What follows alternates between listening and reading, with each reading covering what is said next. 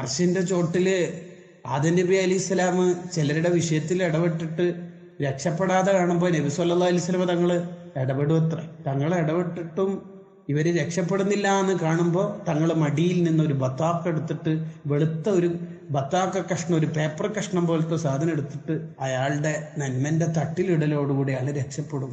തങ്ങൾ എന്താ ഇട്ടേക്കുന്നത്? തങ്ങൾ ആരാണ്?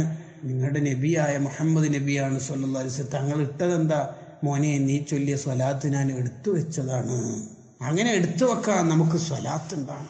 ഈ സ്വലാത്തിന് 10 കറാമത്തുകൾ ഉണ്ട്. ഹ്രസ്വമായി അത് പറഞ്ഞ് ഞാൻ അവസാനിപ്പിക്കുക. മൻ അക്സറ സ്വലാത്ത് അലയ്യ, എന്റെ പേരിൽ ഒരുത്തൻ സ്വലാത്ത് വർദ്ധിപ്പിച്ചാൽ നവ്വറല്ലാഹു ഖൽബഹു, അവന്റെ കൽബിനെ അള്ളാഹു പ്രകാശിപ്പിക്കും. അലാ ബിദിക്രില്ലാഹി തത്മഇന്നുൽ ഖുലൂബ്, നമ്മുടെ കൽബ് വെളുക്കാൻ നമ്മുടെ ഒരുപാട് ഹറാമുകൾ ചെയ്തു കൂട്ടിയ മനുഷ്യന്മാരാണ്. ഈ മറയൊക്കെ നീങ്ങി റൗള കാണാൻ, ആ റൗളയിൽ കിടക്കുന്ന തങ്ങളെ കാണാനുള്ള വഴി സ്വലാത്താണ്. സ്വലാത്ത് കൊണ്ട് നാവ് പച്ച പിടിച്ചാൽ വൈൻകാന വസ്നൽ ജിബാൽ, തെറ്റുകുറ്റങ്ങൾ എത്ര പർവ്വത സമാനം ഉണ്ടെങ്കിലും അള്ളാഹു പുറത്തു തരും. നമ്മളെ തർബിയത്ത് ചെയ്യുന്ന അമലാണ് സ്വലാത്ത്. നമുക്ക് ചിലപ്പോൾ മനസ്സിലാവില്ല എന്നെ തർബിയത്ത് ചെയ്യുന്നുണ്ട്. ഒരുപാട് ആൾക്കാരുടെ അനുഭവങ്ങൾ ജീവിതത്തിൽ കാണാം. സ്വലാത്ത് കൂടുതൽ ചൊല്ലുമ്പോൾ പഴയ തെറ്റുകുറ്റങ്ങൾ, പഴയ കാമുകന്മാർ മനസ്സിൽ നിന്ന് പോയി രക്ഷപ്പെടാൻ ഒരേ ഒരു വഴി, ഒരിക്കലും രക്ഷപ്പെടില്ല എന്ന് വിചാരിച്ച തെറ്റുകുറ്റങ്ങൾക്ക് അഡിക്റ്റായി പോയ കുട്ടികൾ പോലും, കൗമാരക്കാർ പോലും സ്വലാത്ത് ചൊല്ലി അത്ഭുത റിസൾട്ടുകളാണ്. സ്വലാത്ത് നമുക്ക് കൂടുതൽ ചൊല്ലണം. അതിന്റെ ഒന്നാമത്തെ നേട്ടം സ്വലാത്തുൽ മലിക്കിൽ ജബ്ബാർ, അള്ളാഹുവിന്റെ സ്വലാത്ത് നമുക്ക് കിട്ടും. ഞാൻ നേരത്തെ പറഞ്ഞല്ലോ, അള്ളാഹുവിന്റെ സ്വലാത്ത് നമുക്ക് കിട്ടൽ എന്ന് പറഞ്ഞാൽ എന്താണ് അതിനെക്കുറിച്ച് ഇനി പറയാൻ പറ്റുക? അള്ളാഹ് നമുക്ക് 10 സ്വലാത്ത് തരിക എന്ന് പറഞ്ഞാൽ എന്താണ് അതിന്റെ ഒരു കാര്യം? ഇത് ലോകത്ത് ഈ സ്വലാത്തിനല്ലാതെ വേറൊരു അമലിനും ഈ ഒരു പ്രതിഫലം ഇല്ല. മുത്തനബി സല്ലല്ലാഹു അലൈഹി വസല്ലമ തങ്ങളുടെ പേരിലുള്ള സ്വലാത്തിനല്ലാതെ ഇങ്ങനത്തെ ഒരു ഓഫർ അള്ളാഹ് വെച്ചിട്ടില്ല. ലോകത്ത് ഏതിനാ ഉള്ളത്? സാധാരണ ഏതെങ്കിലുമൊക്കെ കാര്യം പറയുമ്പോൾ യാ അയ്യുഹല്ലദീന ആമനു എന്ന് പറഞ്ഞിട്ടാണ് തുടങ്ങലെന്നെ. ഓ സത്യവിശ്വാസികളെ, യാ അയ്യുഹന്നാസ്, ഓ ജനങ്ങളെ എന്നൊക്കെയാണ് പറയാ. ഈ ആയത്തിന്റെ സ്റ്റൈൽ തന്നെ അള്ളാഹ് മാറ്റി. ഇന്നല്ലാഹു മലായികത്തു, ഞാനും എൻ്റെ മലക്കുകളും യുസല്ലൂന അലൻ നബി, എൻ്റെ ഹബീബായ നബി തങ്ങൾക്ക് സ്വലാത്ത് കൊടുക്കുന്നുണ്ട് എന്ന്. ആലോചിച്ച് നോക്കിയേ ആ ആയത്തിന്റെ സ്റ്റൈൽ. പിന്നെയാണല്ലോ പറയുന്നത് യാ അയ്യുഹല്ലദീന, ഞാനും മലക്കളും ചെയ്ത പരിപാടി നിങ്ങളും ചെയ്തോളീന്ന്. കണ്ടോ?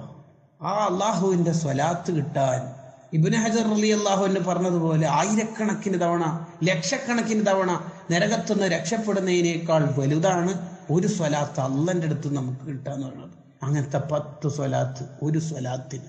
രണ്ടാമത്തത് ശഫാഅത്തുൻ നബിയിൽ മുഖ്താർ, ഹബീബായ മുത്തുനബി സല്ലല്ലാഹു അലൈഹി വസല്ലം തങ്ങളുടെ ശഫാഅത്താണ്. അവിടുത്തെ ശഫാഅത്ത് അതാണ് നമുക്ക് വേണ്ടത്. വൽ ഹബീബുല്ലദീ തുർജാ ശഫാഅത്തുഹു ലികുല്ലി ഹൗലിൻ മിനൽ അഹ്വാലി മുഖ്തഹിമി, അവിടുത്തെ ശഫാഅത്താണ് നമ്മുടെ പ്രതീക്ഷ. മുത്തുനബി സല്ലല്ലാഹു അലൈഹി വസല്ലം തങ്ങളല്ലാത്ത ലോകത്തെ ആര് കൈവിട്ടാലും നമുക്ക് പ്രശ്നങ്ങളില്ല. പക്ഷെ നബി സല്ലല്ലാഹു അലൈഹി വസല്ലം തങ്ങളെ കൈവിട്ടാൽ പിന്നെ തീർന്നു. ഇമാം ബൂസിരി റഹിമഹുല്ലാഹ് പറയുന്നുണ്ട്, ഇല്ലം തകുൻ ഫീ മആദി ആഖിദൻ ബിയദി, നബിയെ പരലോകത്ത് ആ ഭയവിഹ്വലമായ ഘട്ടത്തിൽ എൻ്റെ കയ്യെങ്ങാനും തങ്ങൾ പിടിച്ചില്ലെങ്കിൽ ഇല്ലാ ഫകുൽ യാ സല്ലത്തൽ ഖദമി, ഞാൻ എന്നെ സ്വന്തമായിട്ട് വിളിക്കും കാലിടറിയവനെ, പരാജയപ്പെട്ടവനെ എന്ന് ഞാൻ എന്നെ തന്നെ വിളിക്കേണ്ടി വരും. എന്താണ് ആ വാക്ക്? നോക്ക് നിങ്ങൾ. നബി സല്ലല്ലാഹു അലൈഹി വസല്ലം തങ്ങളെങ്ങാനും പരലോകത്ത് നമ്മളെ കൈവിട്ടാൽ അള്ളാഹു കാത്തുരക്ഷിക്കുമാറാവട്ടെ. ഹബീബായ മുത്തുനബി സല്ലല്ലാഹു അലൈഹി വസല്ലം തങ്ങൾ അങ്ങനെയൊന്നും വിടില്ല. ഹാശാഹു. ബുസൂരി ഇമാം പറയുണ്ടല്ലോ, നബി സല്ലല്ലാഹു അലൈഹി വസല്ലം തങ്ങൾ അങ്ങനെ പെട്ടെന്നൊന്നും കൈവിടില്ല. ആ ഹബീബായ നബി സല്ലല്ലാഹു അലൈഹി വസല്ലം തങ്ങളുടെ ശഫാഅത്ത് നമുക്ക് ലഭിക്കണം. യൗമ യഫിറുൽ മർഉ അൻ അഖിഹി വ ഉമ്മിഹി വ സാഹിബതിഹി വ ബനി, ഉപ്പയും ഉമ്മയൊക്കെ, മക്കളൊക്കെ, ഭാര്യമാരും എല്ലാവരും, സുഹൃത്തുക്കൾ ആരായാലും അവരൊക്കെ ഓടും. അവരവർ ചിന്തിക്കുന്നത് അവരവർക്കിടെ സ്വർഗം എങ്ങനെ കിട്ടും എന്നുള്ളതാ. എല്ലാ നബിമാരും നഫ്സി നഫ്സി, എൻ്റെ നഫ്സിനെ തന്നെ എനിക്ക് പേടിയാന്നാ നബിമാര് പറയണത്.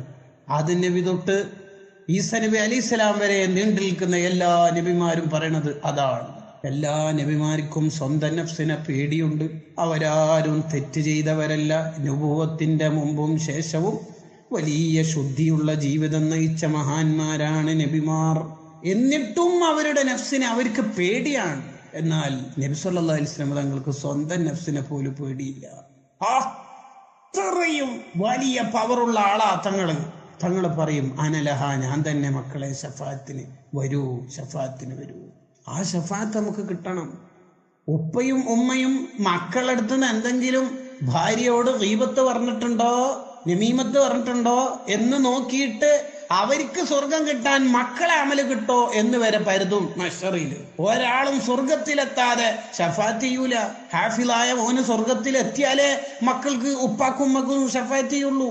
കൂട്ടുകാർ സ്വർഗത്തിലെത്തിക്കും എന്ന് പറയുന്നത് അവരാദ്യം സ്വർഗം നോക്കും.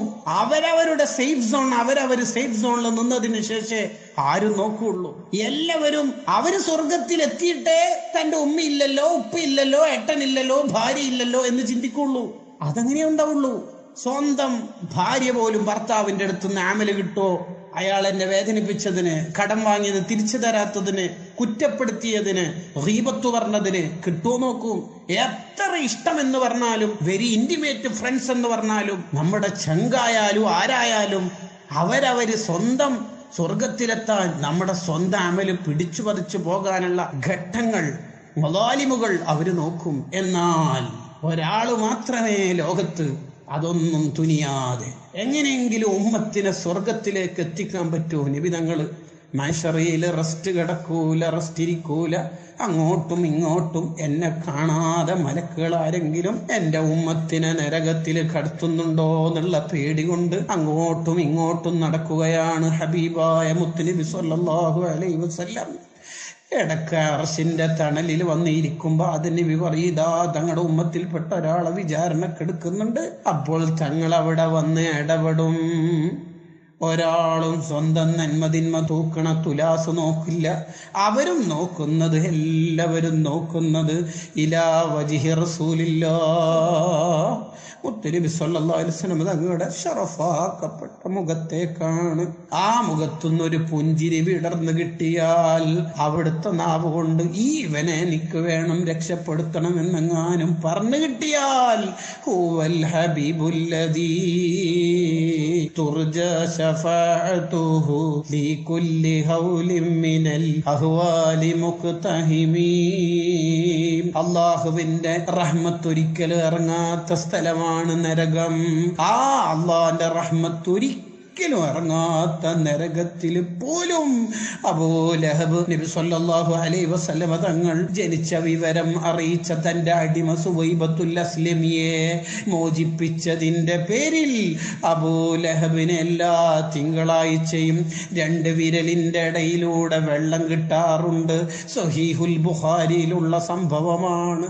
ആലോചിച്ചു നോക്കൂ, റബ്ബിന്റെ റഹ്മത്ത് ഒരു കണിക പോലും ഇല്ലാത്ത നരകത്തിൽ പോലും റഹ്മത്തുൽ ലിൽ ആലമീനായ തങ്ങളെ റഹ്മത്ത് അല്ലാഹ് സംവിധാനിച്ചു വെച്ചില്ലേ. മഹാന്മാരതിനെ കുറിച്ച് പറഞ്ഞല്ലോ. ഒരു കാഫിറായ മനുഷ്യൻ, അതും തബ്ബത് യദാ അബീ ലഹബിൻ വതബ് മാ ഗനാ അൻഹു മാലുഹു വമാ കസബ്.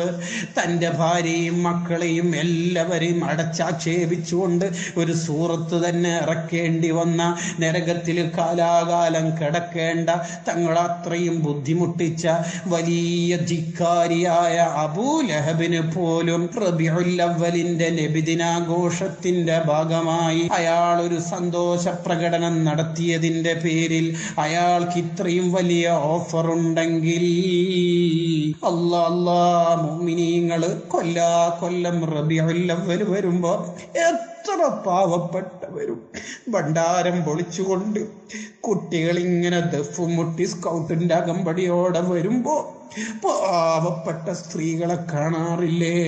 പാവപ്പെട്ട കൂലിപ്പണിക്കാരെ കാണാറില്ലേ? ഭാര്യക്കും മക്കൾക്കും ഭക്ഷണം കൊടുക്കാൻ തന്നെ കഴിയാതെ പോയാലും അവരൊരു പാക്കറ്റ് മിഠായി വാങ്ങി കുഞ്ഞുങ്ങൾക്ക് കൊടുക്കുന്നു. അതൊന്നും വെറുതെ ആവില്ല മുഅ്മിനീങ്ങളെ. റസൂലുള്ളാഹിന്റെ പേരിൽ എന്തെങ്കിലും ജീവിതത്തിൽ ചെയ്തിട്ടുണ്ടെങ്കിൽ അത് നമ്മുടെ രക്ഷയാണ്. വരുന്ന റബീഉൽ അവ്വലിൽ നമുക്ക് റാഹത്തിൽ മൗലിദ് ചൊല്ലാനും ആഘോഷിക്കാനും തൗഫീഖ് നൽകണേ റഹ്മാനേ. ആ നബി സല്ലല്ലാഹു അലൈഹി വസല്ലം തങ്ങളുടെ ശഫാഅത്ത്, അതാണ് രണ്ടാമത്തത്. മൂന്നാമത്തത് അൽ-ഇഖ്തിദാഉ ബിമലായികത്തിൽ അബ്റാർ, പരിശുദ്ധരായ മലക്കുകളോടുള്ള പിന്തുടർച്ചയാണ്. മലക്കുകൾ ചെയ്യുന്ന പരിപാടി ചെയ്യാൻ നമുക്കല്ലാഹ് തന്നൊരു ചാൻസാണ് സ്വലാത്ത്. ലോകത്തെ എല്ലാ മലക്കുകളും ചെയ്യുന്ന പരിപാടി ഇന്നല്ലാഹ വമലായികതഹു എന്ന ആയത്തിന്റെ തഫ്സീറിൽ എല്ലാ മലക്കുകളും ചൊല്ലുന്നുണ്ടോ? സ്പെഷ്യലാണോ?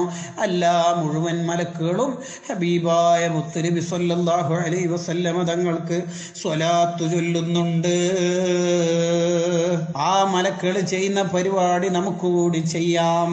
അതാണ് സ്വലാത്തിലൂടെ അല്ലാഹ് തരുന്ന സമ്മാനം.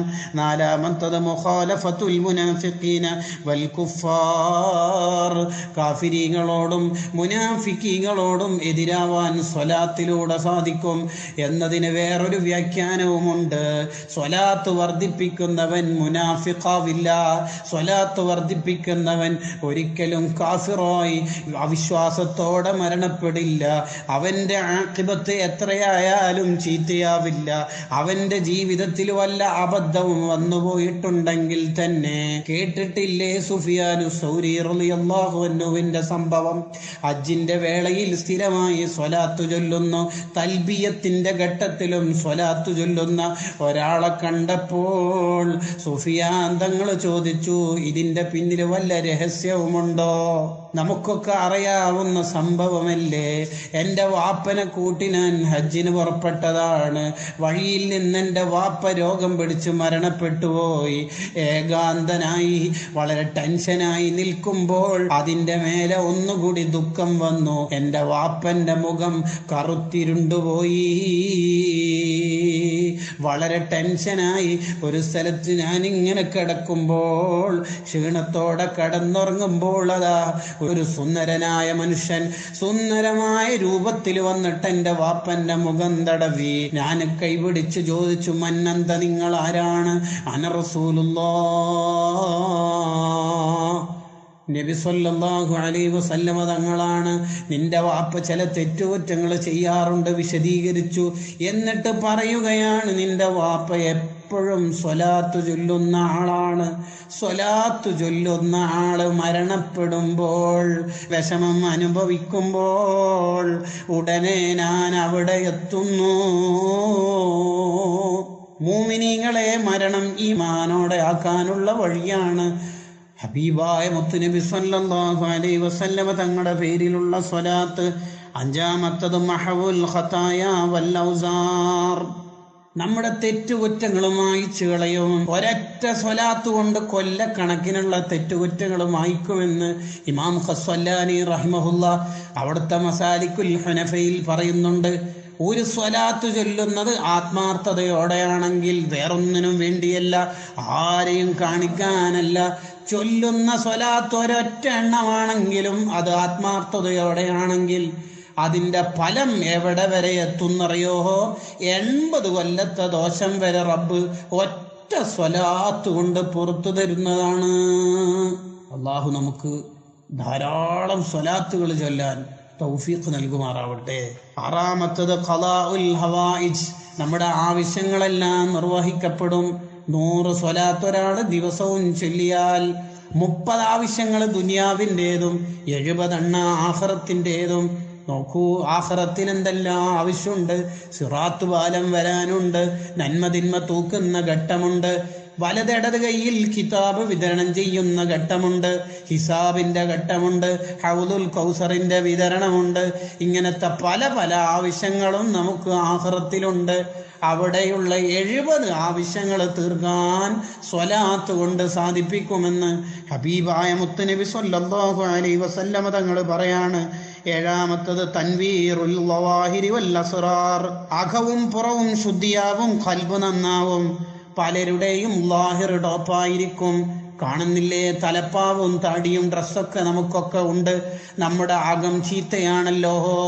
ഈ ഖൽബ് നന്നാക്കാനുള്ള വഴി എന്താണ്? ഹബീബായ നബി സല്ലല്ലാഹു അലൈഹി വസല്ലമ തങ്ങളുടെ പേരിലുള്ള സ്വലാത്താണ്. എട്ടാമത്തത് അന്നജാതു മിൻ അദാബിദാരിൽ ബവാർ, നരകശിക്ഷയിൽ നിന്നുള്ള രക്ഷയാണ്. ഒൻപതാമത്തത് ദുഖൂലി ദാരിർ റഹ്മത്തി വൽ ഖറാർ, റഹ്മത്തിന്റെ സ്വർഗലോകം അവനിക്ക് ലഭിക്കുന്നതാണ്. പത്താമത്തത് സലാമു മലിക്കിൽ ഗഫാർ, റബ്ബിന്റെ സലാമത്ത് നമുക്ക് ലഭിക്കും, നമ്മുടെ തെറ്റുകുറ്റങ്ങൾ വായിക്കപ്പെടും. അന്നദ്ദുനൂബ തസ്വദ്ദുൽ ഖുലൂബ്, നമ്മുടെ തെറ്റുകുറ്റങ്ങൾ കൊണ്ട് ഖൽബ് ചീത്തയാവും, ഖൽബ് കറുത്തുപോകും. അവിടെ രക്ഷപ്പെടാനുള്ള വഴി സ്വലാത്താണ്.